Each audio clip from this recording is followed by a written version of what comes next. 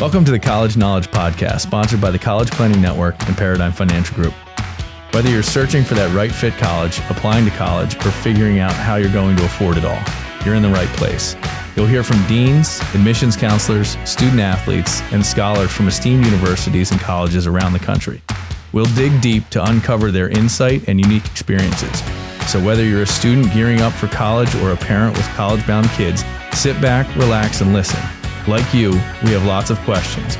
Our guests have the answers, and we're excited to share them with you. Let's get started. Hey guys, don't forget, send anyone our way who needs help with college or who is sending a student to college. College planning the right way requires an expert. Book a free consultation at elitecollegiateplanning.com. Hey everybody, welcome back to College Knowledge. I'm your host, Dave Kozak, alongside my co-host, Mr. Joe Kearns. Joe? Dave? 'Tis the season. It is, sir. It is. Welcome to season 2, by the way. Yeah. Well, welcome to a official. Well, I guess we did the intro, season 2 intro. Oh, that's right. Yeah, I forgot. This is the first one where we're getting gritty on it. Yeah.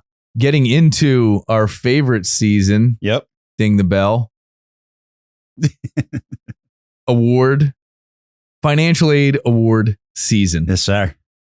So for those of you that are either just jumping on or trying to understand what college planning is about, this is for us this is where the metal meets the meat. This is where the rubber meets the road. Any other cliche you can think of that is how this game is played happens right now. Students have gone through the 18-month process, 12-month process, 3-month processes. They're all part of the college admissions process. They've busted their humps to get their applications in. They've gone through the visitations. They've gone through all of the different exercises necessary to try and gain admission to a school. They've probably been admitted, but have no idea what the cost is, what it's going to be. And right now, the letters start coming. Yeah. The ones that say, hey, here's your package. Here's what school actually costs. And for us in the college planning industry, this is why we do what we do. Yeah.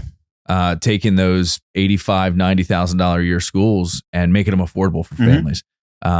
Helping families make solid choices about the school. So we've spent, our careers basically trying to teach people that there is a strategy and a methodology to this, and there is a way to better your position, and there is a way to select the right school that's not just whatever the U.S. News and World Report top college in the country is, right? It's about the right fit. And Joe, we've got our little Venn diagram that we love, which is the right fit academically, socially, and financially. And I think one of the things that people fail to realize is while you may not talk about money with your children, and it may be a taboo subject for some, I don't think it should be, but it is a taboo subject historically, they understand money. They get expense. And they having open conversations about the financial component of college with your student, with the academic choices that you're going to make is incredibly important in this whole thing. And so from now, basically January to March, these letters and awards kind of start rolling in, and people are now left with, we actually have a number that we're being asked to pay. Does it work with our plan? Right. And, some of the free advice we can give is part of casting a wide net and making sure you don't lock yourself into a school that for all intents and purposes looks and sounds less expensive. Right. We've talked about it before, right? There's a lot of noise in the college environment. A lot.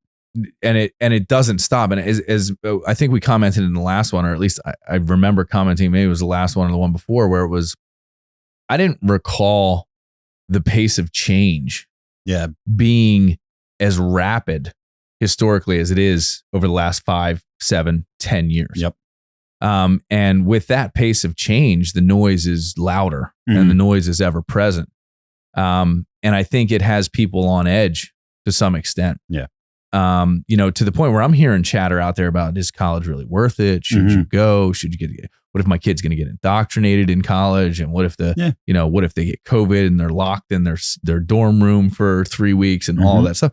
While some of that is all very real, I think it's not avoidance that is the right answer. For some, it could be trade schools and other things, right? We've talked about that as well.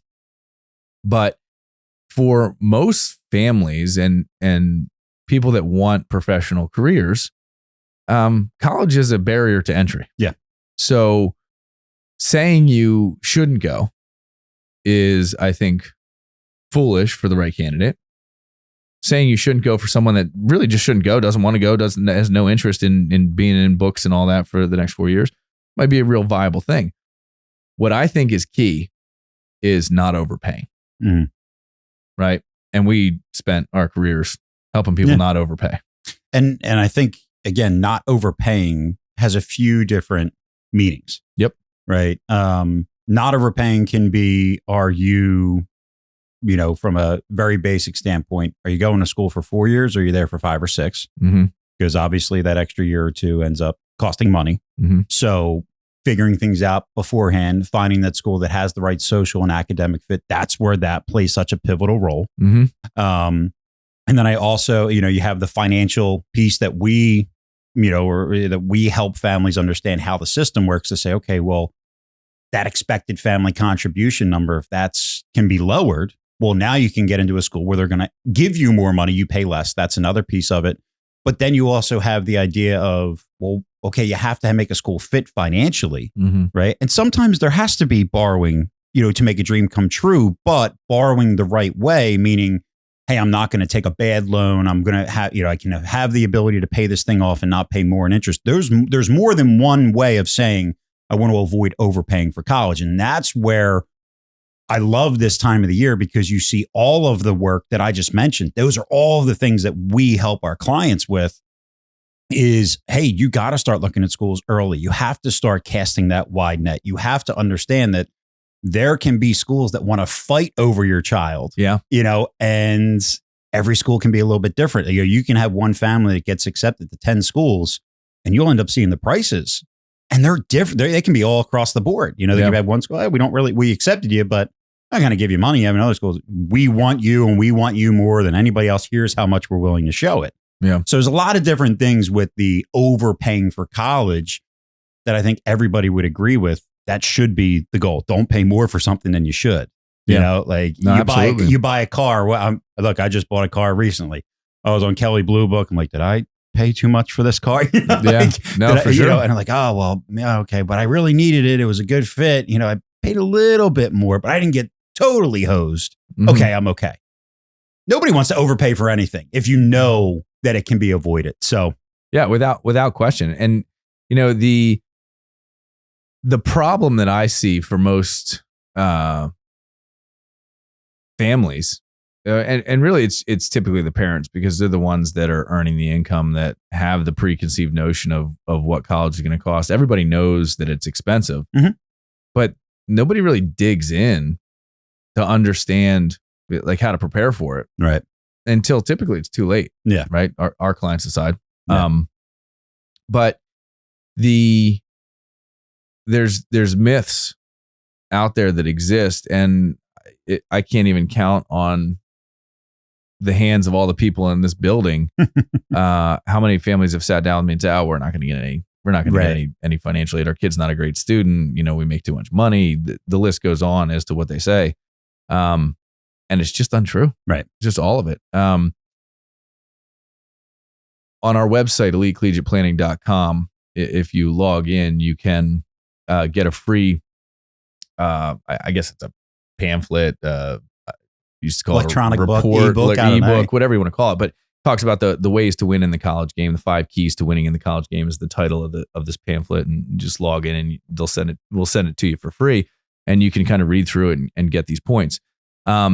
But those myths are invasive, right? They're soccer game sideline myths. They're keeping up with the Joneses myths. They're these in the financial world, we call them killing sacred cows when we talk about like the stuff that people do. But in this case, you have to play and engage to get the outcome you desire.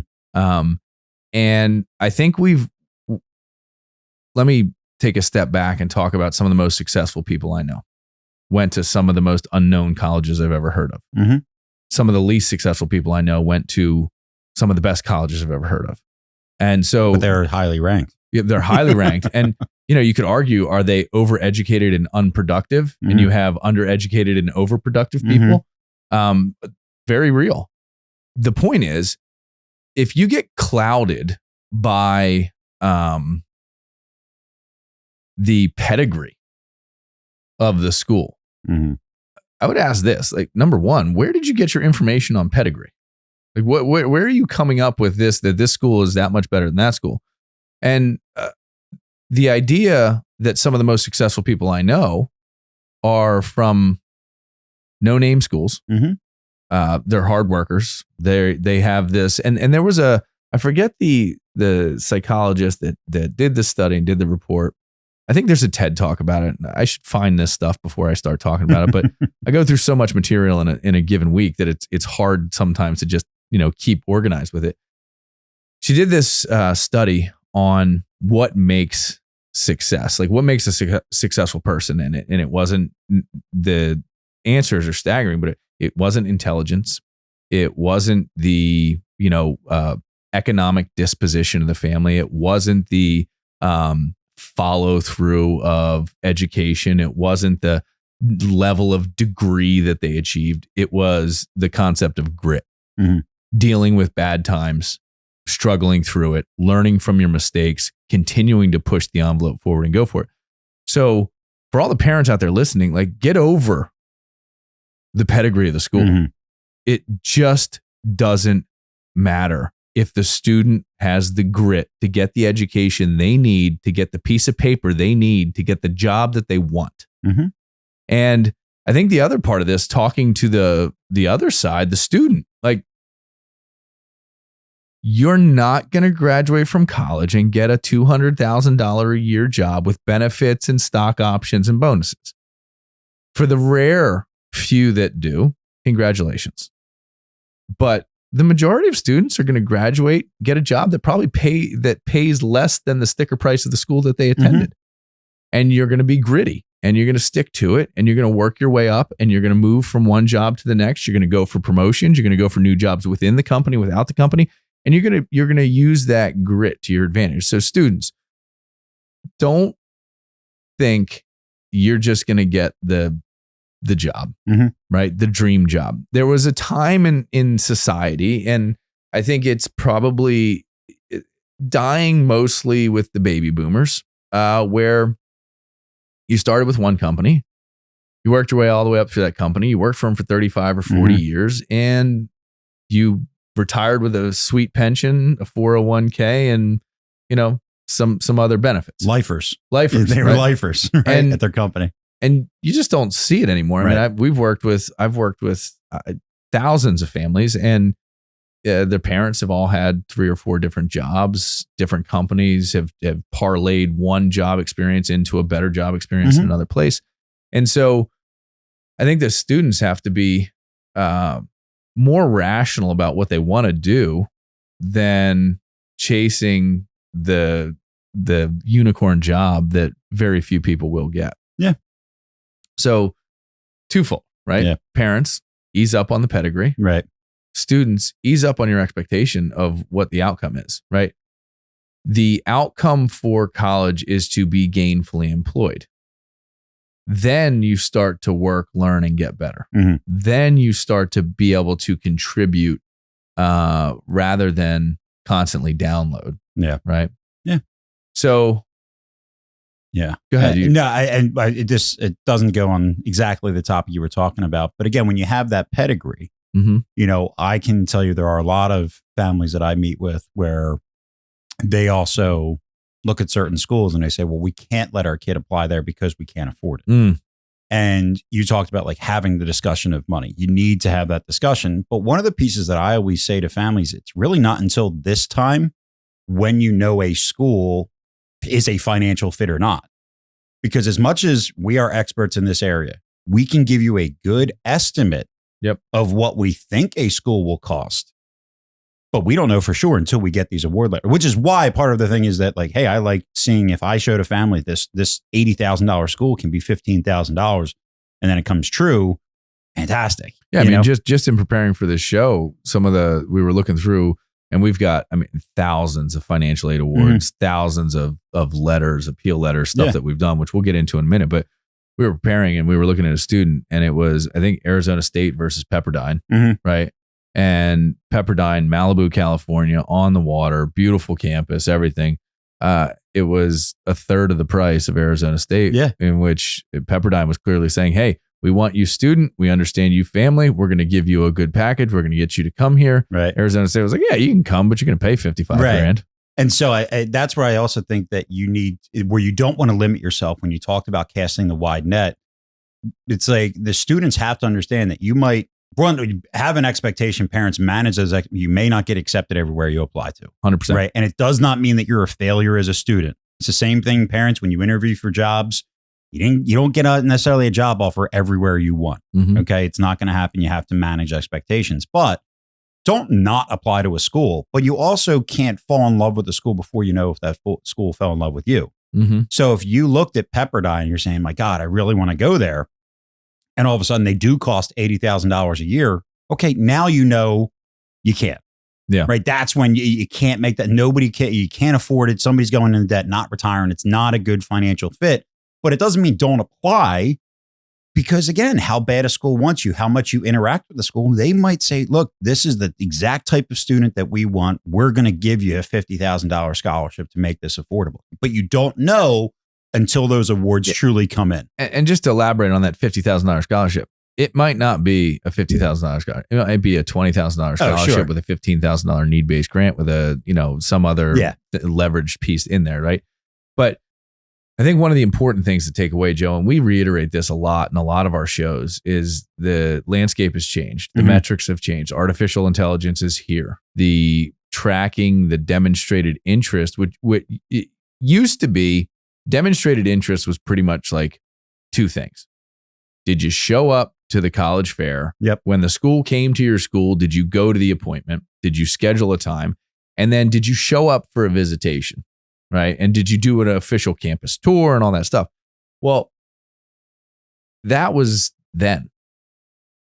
And really, college wasn't forced to change that whole model, although they were slowly. They were kind of picking up with it, with the advent of test optional things and stuff like that. They started to explore different ways to evaluate students and their interest in the institution.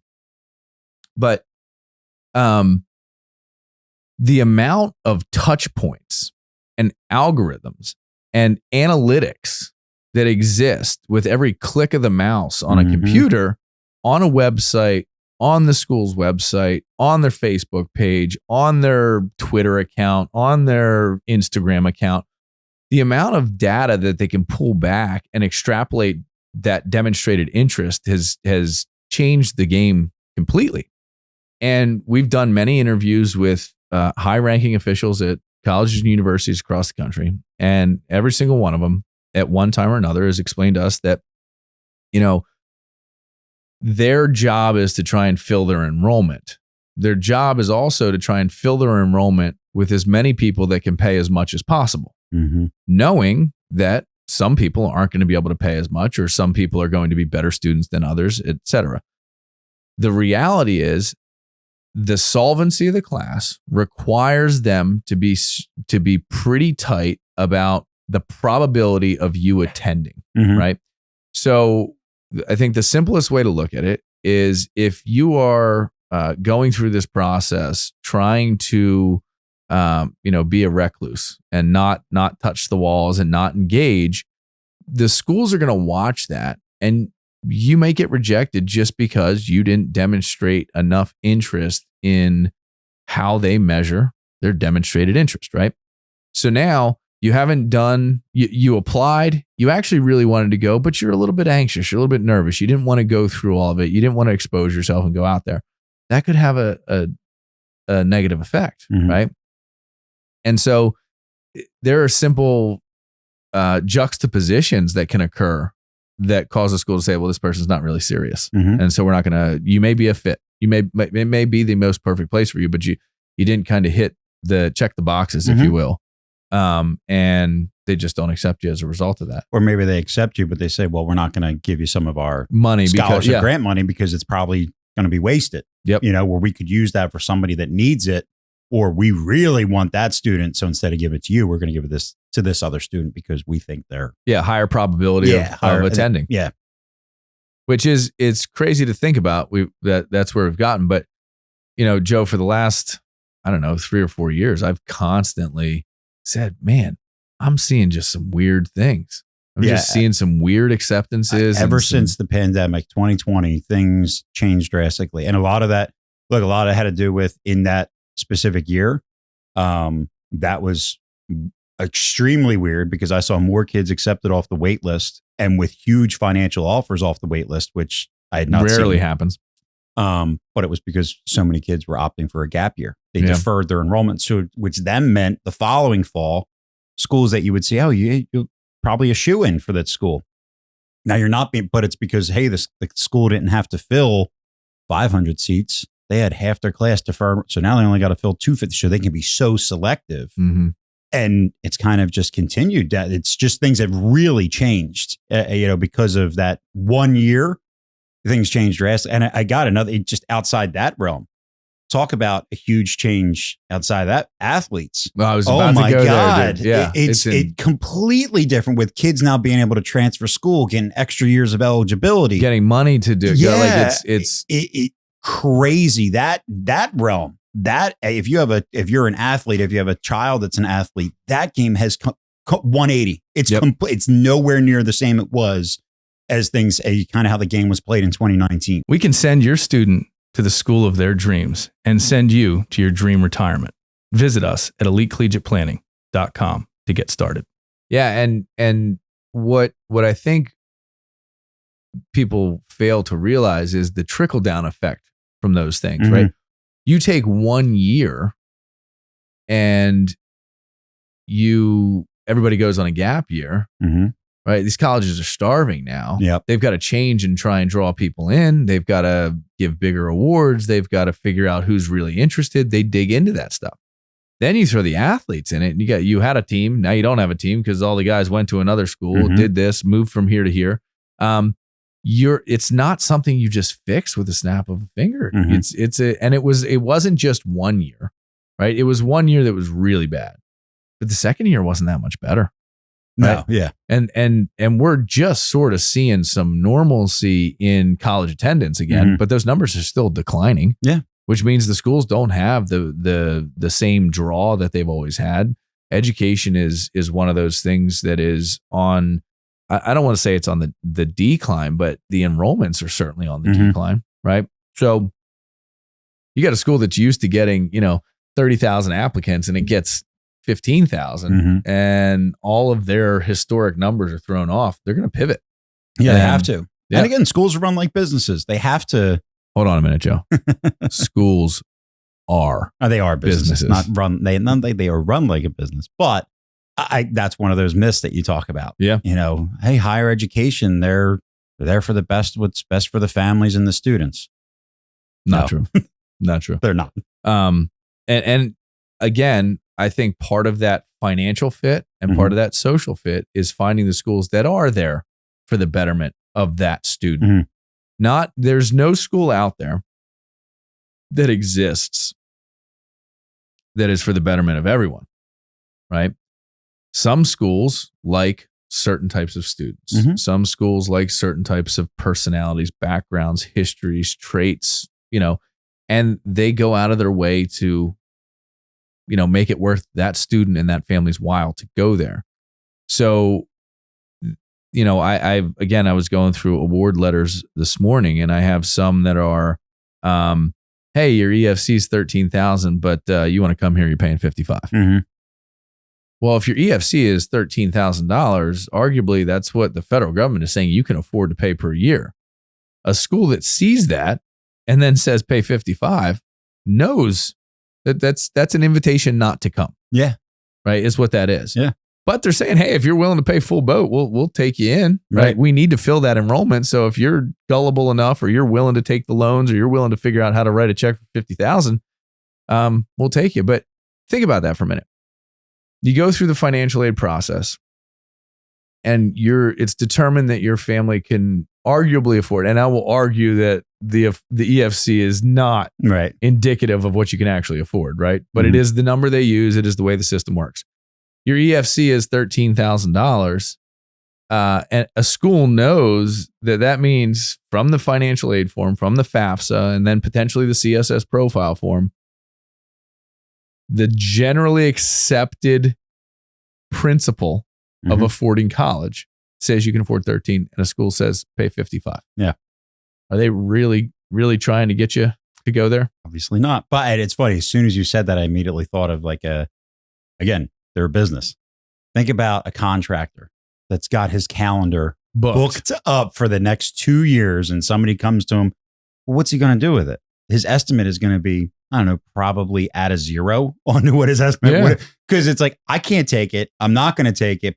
But if you're willing to overpay 5 times what I would have charged, I'll take the job. Yeah. Right. It's that same type of idea, right? It's like, hey, if I don't need this, the only reason I would take this on is if you're willing to pay a premium for it. And great. Okay. Yeah, I'll do it because I'm going to make such of a profit off of it.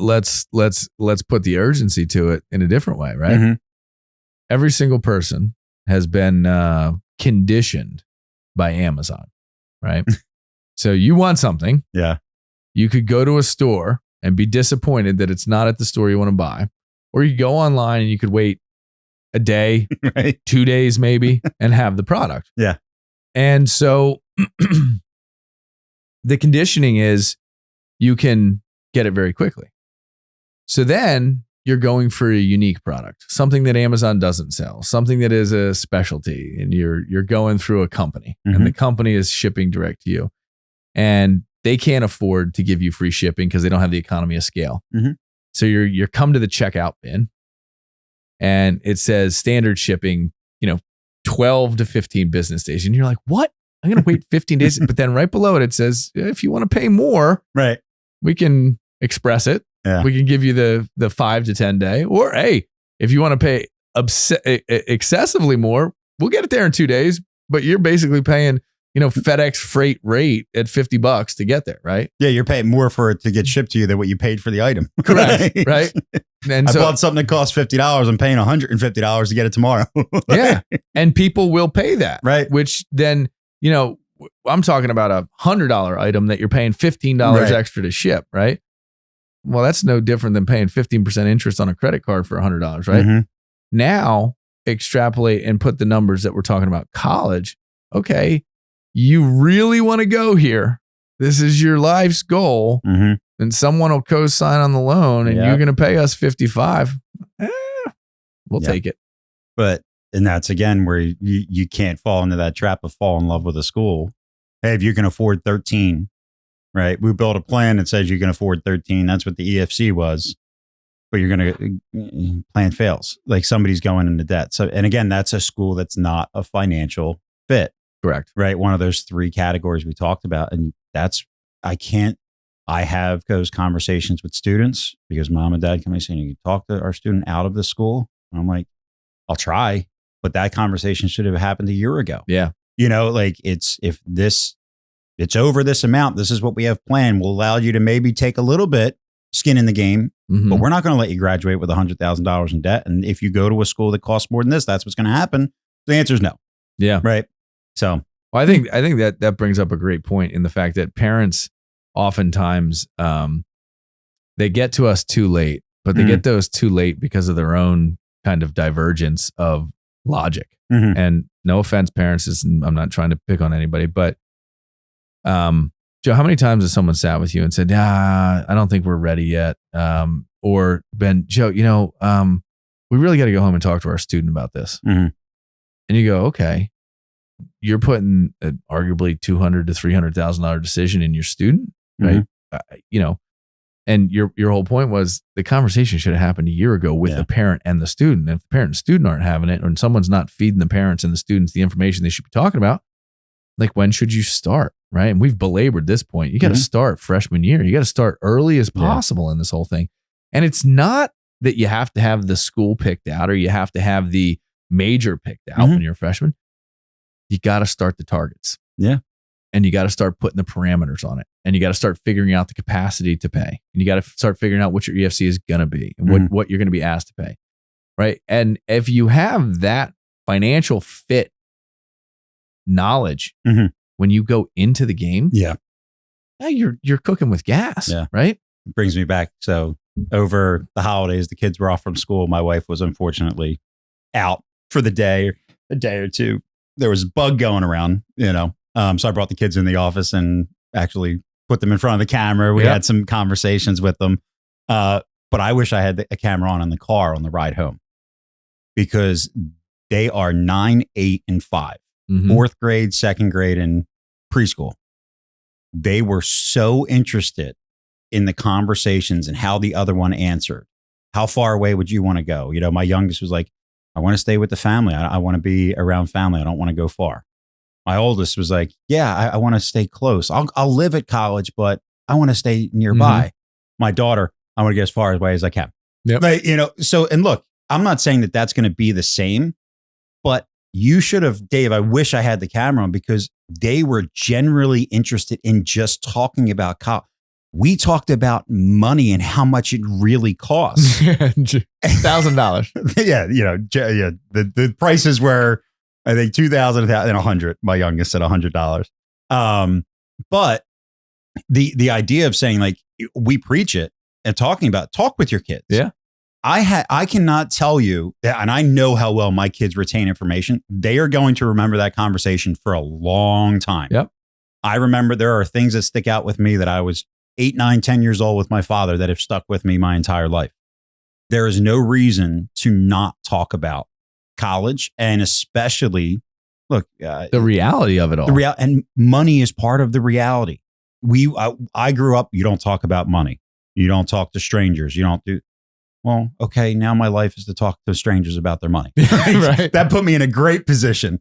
But I can tell you that I wish that I could have recorded because they were genuinely interested. They loved the conversation. Yeah. Once my wife was up, they talked to her for an hour about college and they had so many questions and were just generally interested. And my God, I was like, this was huge. Yeah. This was a big deal. In parents, it's years. I had talked to parents. You talk, oh, we got time. I got a junior. I got, so I think we're still early in the process. No. So especially if you're following the one thing we're preaching is social, academic, and financial fit. You can't do that late. You have to, and the conversations don't have to be these pressure laden, like painful conversations where your teenager shuts you down and you're frustrated and they're frustrated. It doesn't have to go that way. Right. I look at mathematics and I think about, do you learn to divide before you learn to add? Do you learn fractions before you learn numbers? No, it's a progression. Yeah. So if you have a 5-year-old, have 5-year-old conversations about college. Right. If you have a 10-year-old, have 10-year-old conversations. You have an 18-year-old, have 18-year-old conversations. But don't underestimate the impact of having those legitimate age-appropriate conversations on the subject matter, right? I mean, because it makes a difference. And I think we're talking about financial aid awards, and we're trying to give the information, the advice as clearly as possible. There is a critical component here. It's unique for every family. It just is. It's academic performance matters, social environments matter, athletics matter, financial position matters, personalities matter, and each when you take that many different things and try to find the perfect fit for 5 to 7 different attributes, it's super custom to each individual family. So again, we talk about Elite Collegiate Planning and elitecollegiateplanning.com. You can go in there, you can get a consultation. You can at least figure out where you are financially, because I think that's round one, right? Yeah. Understand the finance of it. And I make the analogy of, going to college is so similar to buying a house. One, because they can cost the same amount of money nowadays. Yeah. Right. But like, think about as a parent, when you went first to buy your first home, you might not have known what you were looking for. You might not have known what questions to ask when you're walking through a house. And but what's the first thing you do? You go, okay, well, what can we afford? What houses are actually in our price range? Yeah. And that's where I kind of say, as a parent, if you've got 8th grader, 7th grader, 5 years old, a sophomore in high school, you need to know what is affordable. Like, you need to know what you can do. And then, hey, if you want to be able to bring more schools into the list for one way or another, whether you can do things to lower that EFC and make schools that have a high sticker price now come down to what's affordable, or how do you build money up the right way to make more schools that maybe you couldn't afford, but then you have 5 years to save and you save the proper way to make it happen. You need to know what is possible. You need to know what you're doing. Is it right? Is it wrong? Are you doing things for the past 5 years that are steering the ship the wrong direction? And you have to right that ship as soon as possible. That's where those free consultations can come in, because at least you can have a starting point to know, are we on the right track or not? Yeah. That's where I think the biggest piece comes in. And most families don't know that answer. No. They just, they assume, like you said, the noise, they hear things, they look at the sticker price of schools. They say, oh, somebody said to do this. Somebody said, my friend did this, so that's what I'm going to do. Yeah. And they think it's right. And then you look and say, well, your friend's in a completely different situation than you guys are. If like you a 180. Yeah. I mean, hey, they're have divorced and remarried. You are not. Just that right there completely changes the game when it comes to financial aid with colleges. Yeah. You have to, so many little things that could just be, hey, they have 5 kids, you have 1. Yeah. Totally different. So you have to make sure that you have to know if you're on the right track, to know what is affordable or what you're trying to do from a goal perspective. You got to start somewhere, but talk with an expert. And we try to make it very easy to talk with one of our experts. Yeah, for sure we do. Let me give a little lay of the land, and we're late in the show to be doing this. I know. we started going off. We got off on the tangents, and I think all very valid and good points though. So worth people listening to. You get an acceptance letter. An acceptance letter may have some financial component to it. It may say, hey, you got, a president's scholarship, you got this whatever award. That's not the end all be all. That is a piece of it, right? And then later, probably 2 months, right? We're in this zone now. So applications went in sometime before Thanksgiving. Acceptances started coming out, unless you went early, whatever. But acceptances started coming out over the month of December. A lot of people are being accepted. You'll start seeing more acceptances, but you don't get your financial aid award letter at the same time you get your acceptance in most instances. Now, key to remember to this whole thing is that a financial aid, first of all, financial aid is need-based, merit-based, and other federal, non-federal money. It's any money that supports your affording higher education is financial aid, right? So step away from this. We make too much money, or my student's not good enough at the schools, right? That it is the combo, and it is what determines the bill, right? So you don't even know what you're going to pay until you get that financial aid award and you understand how all that breaks down. I'm looking at one on my screen right now. It's Franklin and Marshall College. It's a very, very fantastic award. But we spent probably a year and a half planning when this child was a sophomore in high school. Then we went through the admissions process, found the right fit, academic, social. Franklin and Marshall is over $70,000 a year. This family's paying $26,000 to go to Franklin and Marshall. This is middle America. This is a $150,000 income family, right? They own their house. They've got good equity. They've got savings. They've got 401ks. They're responsible, but it's a great award. And F&M happens to be one of those schools that meets 100% of need. Yeah. Right. And so again, and this is just one, I can go back through this list. I've got tons of them sitting here. Let me pull up some others. But so the point that I make there is that that's an early start. That's a 70,000 plus school paying 26.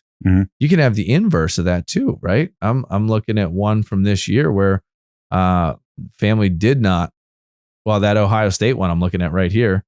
The expected family contribution is $23,000. So $23,355 Ohio State.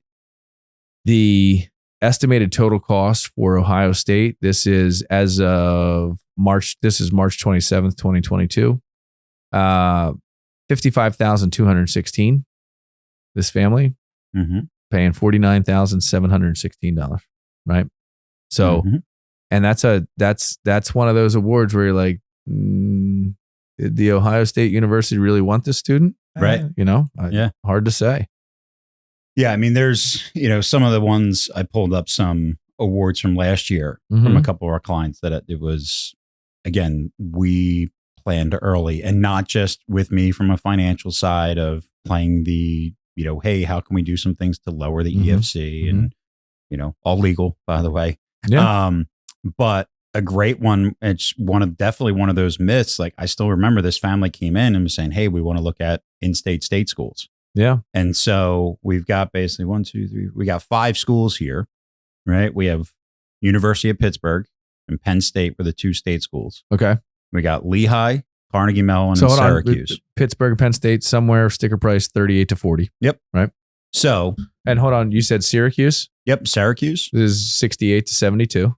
And right. Actually, they're 76 is their cost of attendance. That went up. Carnegie Mellon, another 70 plus. Yep. 77. And Lehigh, another 70 plus. Yep. Okay. So go to the state schools first, right? Yeah. So this family's that EFC around 16,000. Okay. Right. So Pittsburgh, cost to attend, all they got was a direct government loan. So 3,500. Yep. So there are $5,500 for the Total. direct government loan. Cost to out of pocket year one, $33,000. Right. University or Penn State University, same exact thing. Only got direct loan, all unsubsidized. They're asked to pay $31,000 a year. Wow. Then we go to the schools like Lehigh, right? $75,000 cost of attendance after grants, all need-based, not merit, not the best, not, hey, you got a perfect score in your SAT. That's not this. They were offered $52,000 in need-based aid, the government loan, and a work study, right? So essentially their cost out of pocket, $15,000. Wow. Carnegie Mellon, after, again, same situation, they're $77,000. They were offered a $50,000 grant, direct government loan that was subsidized. So a 0% interest loan. They're asked to pay $20,000. Wow. Right. And then Syracuse ends up being 18 after grants, scholarships, and such. So again, this is why I get so excited this time of year, is when I see awards like this and say, hey, I know that I helped this family bring that EFC from 25 down to 18 or 16. Sorry. And then I also know that we had discussions in the College Planning Network, helped them find schools that were a good fit, that would have been financially fit, that if they never came to us, they easily would have been just looking at that Penn State and that Pitt. And now all of a sudden we talk about overpaying for college. Yep. You hear plenty of people go to the in-state state school. Yeah.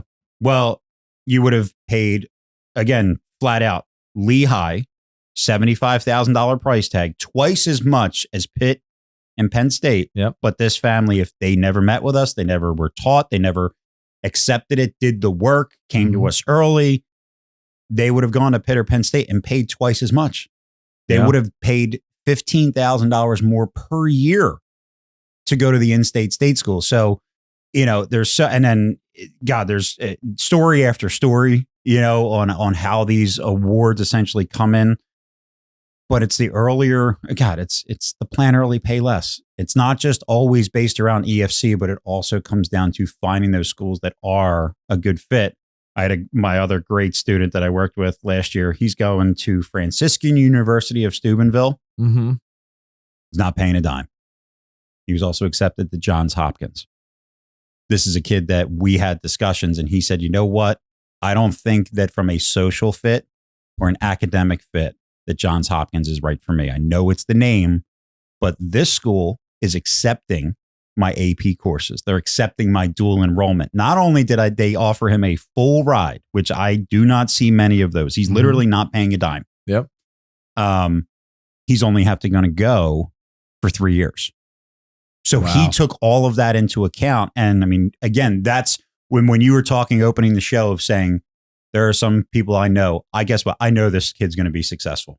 Yeah. He's just got a good head on his shoulders. He's got fantastic grades. He was good enough to get accepted to one of these schools with the high rankings and made the decision of saying, well, look what I can do. I can go to school, come out 100% debt free, and I know that I can get out sooner and start working. Yeah, this is a right fit for me. You know, and that is phenomenal. When I see things like that happen, it's when I love to do, love what I do. Yeah. Because that is, joke about being just a traditional advisor. I don't know until 25 years after I help somebody if the plan actually worked.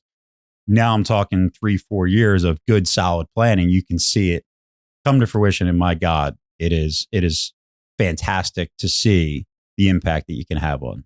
Well, and I'll throw one out there where a family came to us too little, too late. They came senior year. They were wondering if we could help in any way. When they walked into the office, they threw all of their financial aid and award letters on the table, and they said, "Hey, this is what we got. Can you help us?" And I said, "So you went through the process. You decided to apply to elite institutions. You did no thinking, planning, or anything with it, and they got some awards. And the awards were." Doesn't mean it was actually an award. No. Which, by the way, an award letter, are they really, that's what they say they are? Yeah, no. So, in this one, it was Lafayette College. It was total build costs, $73,000. Total non-build cost, $23,000. Estimated total cost to attend, $76,000. They're asked to pay $76,000. And basically said, "Well, guys, you didn't play the game. You're gonna pay. Like I'm sorry. Another one. This was Northeastern. Got an unsubsidized loan for $2,700 a semester, and the total direct costs were $75,362. This is 2022. So, out of pocket cost for them is $72,612, and just because they did, and they shouldn't be paying that. There is plenty of money on the table for them. They could have planned. They could have done things different. I'll look at Drexel, same thing, $73,000. Only award given was $5,500 for the unsubsidized loan.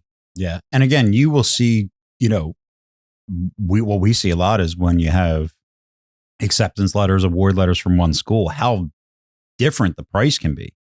Dave, you taught me the analogy of, going to college is a lot like flying on an airplane. Yeah. You go down the aisle, you ask everybody what they paid for their seat, get a bunch of different. This is where when the awards come in, this is where you start to realize, my God, everybody's price can be very, very different. Yeah. But everybody's going to the same school, point A to point B. Why is it that it costs more for one family versus the other? It's because of college planning. That's what real college planning. It's not just the financial side. It's, hey, maybe one of those students showed more demonstrated interest and the school really wanted them. Like it's or not the school leveraged them to know they could get something from the family, right? Yeah, it doesn't have to. Schools play games with it. Yeah. That same student I was just talking about has also got into some fantastic schools, mind you. Got into Rensselaer. Rensselaer $77,000. Rensselaer actually tried to recruit the student, and the end bill was $51,000. Right, still very expensive. Right, those numbers are real. I mean, these are bills for what you will pay that I'm looking at from Lafayette, Northeastern, Drexel, UConn, UMass, at Amherst. All schools got into. Right, so obviously a talented student, but they're asking these people to write a check for $78,000. Yeah, and a couple of things too on the award side. Realize that when you officially apply to a school, you are only going to get awards at schools you were accepted to. If you were declined or wait, it's a question I get asked a lot. Okay. You will only get an award to a school you've been accepted to. So if you're waitlisted or if you're rejected, they're not going to send you an award.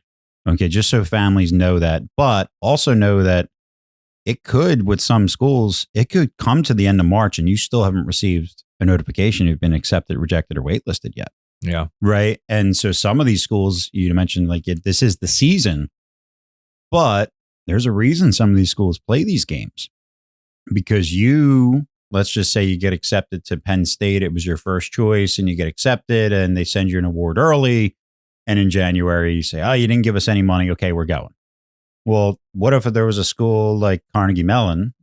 I don't know. Let's say that they are not going to accept their students or send out their acceptance notice until the end of March. Mm-hmm. Well, what if they now find out you as a student already committed to Penn State? Now they know they don't need to accept you.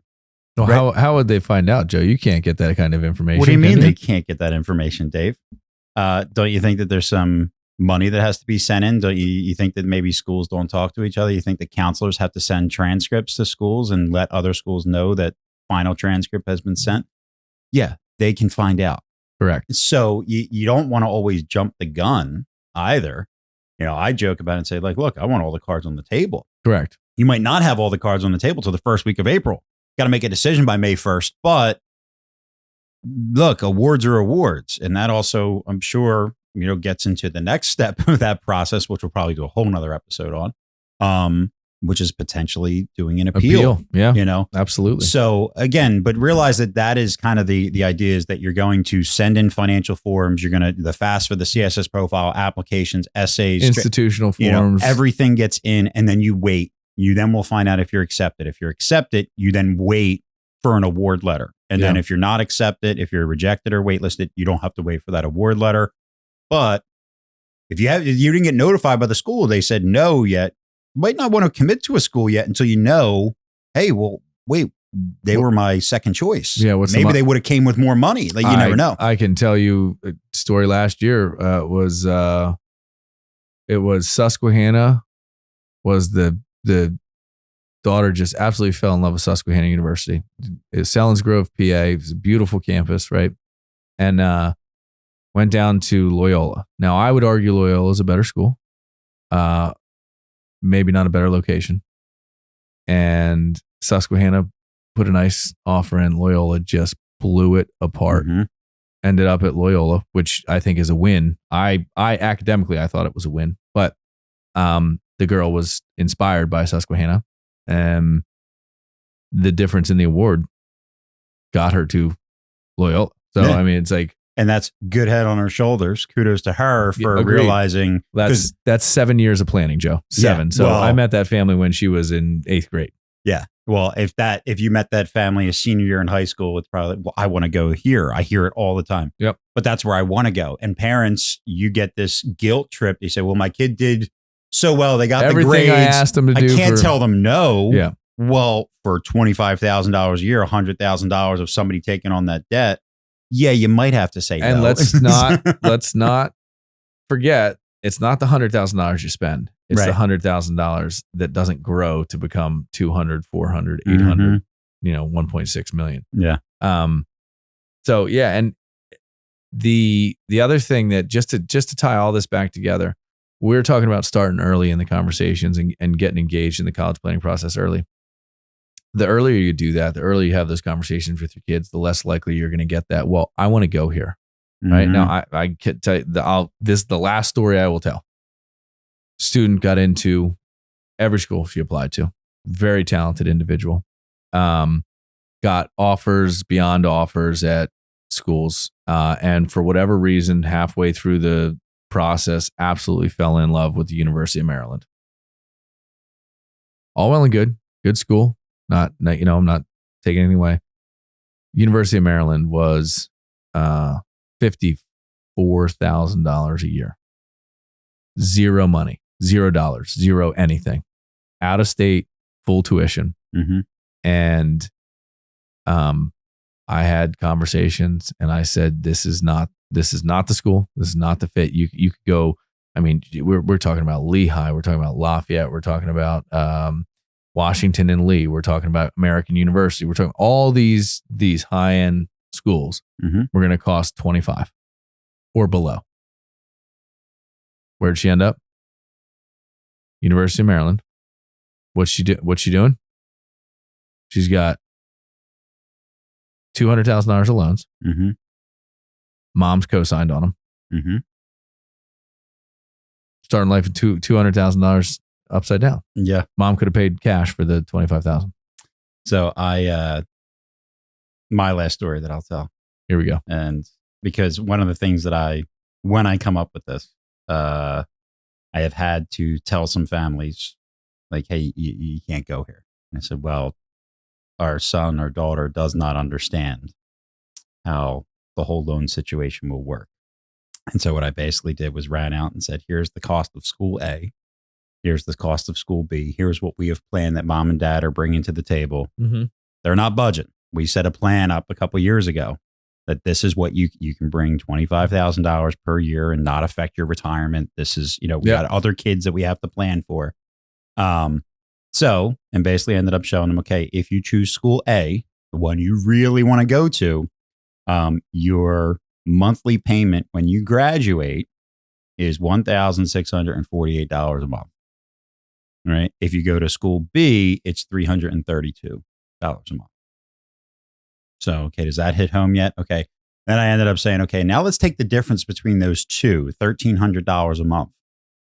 This is what type of house you could buy with that. So if you're making that money and you can afford it, you could own a $300,000 house and that would be your mortgage payment. So do you want to be living with your parents, no house, spending almost $1,700 a month on loan payments to go to this school that you really want to go to?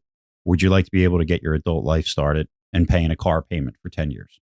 Up to you. Buying a house, starting a, the list goes on. That is basically where, and again, and then I also show them, okay, here's the actual cost, right? The school cost, you look at it and you say, okay, yeah, well, it's $46,000 a year versus 20, right? Okay, well, what the true cost is after interest and loans, if you go to school A, you're paying $400,000. If you go to school B, it's $130,000. So it's not just, hey, a $20,000 a year difference, right? Or 25. It's actually, in the long scheme of things, you chose that school for over $300,000 more. And guess what? Every student who does that 10 years after they graduate, they go, I didn't know. I made a mistake. I wish I would have gone to that other school. Yep. And so I try to bring it up. And I'll tell you what, though, that's even doing all of this and still doesn't always make it, have it work. So rational mind's not quite set yet. Yeah. So again, start early, start the conversations early. Yeah. Take advantage of the opportunities that we provide for families to at least educate themselves. You can visit elitecollegiateplanning.com. Other than that, guys, I hope you learned something today. We'll definitely be back with another episode on the appeal process and the idea of appeal, or dare I say negotiation. Until next time, this has been College Knowledge. Thanks for listening. We want to help. Send your questions to info@collegeknowledge.net.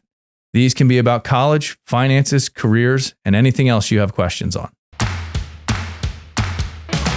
Thanks for listening to the College Knowledge Podcast with your hosts, Dave Kozak and Joe Kearns.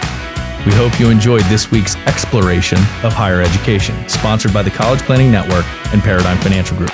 That's all for this episode. See you next time.